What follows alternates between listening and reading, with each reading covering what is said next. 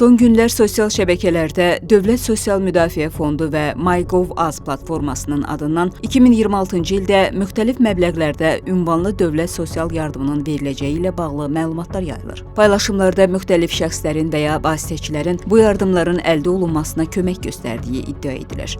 Əmək və Əhalinin Sosial Müdafiəsi Nazirliyinin tabeliyində Dövlət Sosial Müdafiə Fondu və Azərbaycanın rəqəmsal hökumət platforması MyGov.azdan bildirilir ki, sosial şəbəkələrdə yayılan bu cür məlumatların heç bir hüquqi əsası yoxdur. Bildirmək istəyirik ki, bu məlumatlar həqiqəti əks etdirmir. Vətəndaşların fərdi məlumatlarının əldə olunması üçün yaradılan saxta bir kampaniyadır deyək. Hansı ki, vətəndaşlar burada öz məlumatlarını daxil edirlər. Bu da vətəndaşların aldadılmasına, onların fərdi məlumatlarının əldə olunmasına gətirib çıxarır.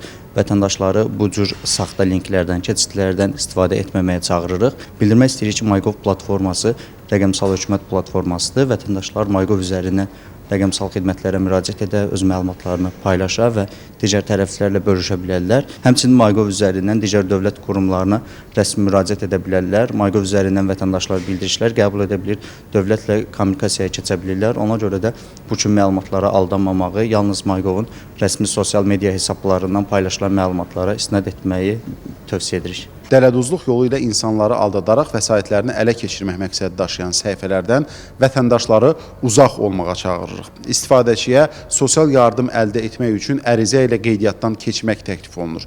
Vətəndaşları diqqətli olmağa və həmin saxta profilli səhifəyə inanmamağa, yalan şirinlikləşdirici vədlərə aldanaraq fərdi məlumatları barədə dələduzlara məlumat verməməyə çağırırıq.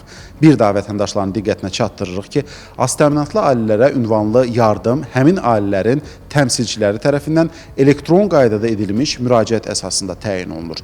Kiminsə müdaxiləsi və ya hər hansı bir sosial şəbəkə səhifəsinin köməyi ilə təyinat aparılmır.